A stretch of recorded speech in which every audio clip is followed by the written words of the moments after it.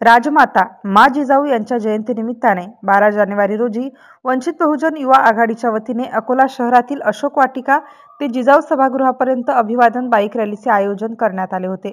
या निमित्ताने शहरातून मा जिजाऊंच्या प्रतिमेची भव्य जिप्सीमधून रॅली काढण्यात आली। यामध्ये मा जिजाऊ, बाल शिवाजी, सावित्रीबाई फुले यांच्या वेशभूषा साकारलेले बालक आणि बालिका या रॅलीचे मुख्य आकर्षण ठरले। आकर्षण चौकातील वसंतराव नाईक आणि रेल्वे स्टेशन चौकातील लोकशाहीर अण्णाभाऊ साठे यांच्या प्रतिमेला पुष्पहार अर्पण करून जिजाऊ सभागृहात या रॅलीचा समारोप झाला।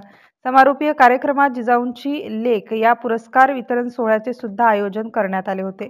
या सोहळ्यामध्ये वंचित बहुजन युवा आघाडीचे प्रदेश महासचिव राजेंद्र पातोडे, विदर्भ महासचिव बालमुकुंद भिरड, जिल्हाध्यक्ष प्रमोद दिंडवे, भारतीय बौद्ध महासभेचे जिल्हाध्यक्ष पी.जे. वानखडे, राजकुमार दामोदर, मिलिंद इंगळे, आम्रपाली खंडारे यांच्यासह वंचित बहुजन आघाडीचे पदाधिकारी, कार्यकर्ते व नागरिक मोठ्या संख्येने सहभागी झाले होते। MCN न्यूज मराठीकरिता रोहित हिवराडे, अकोला।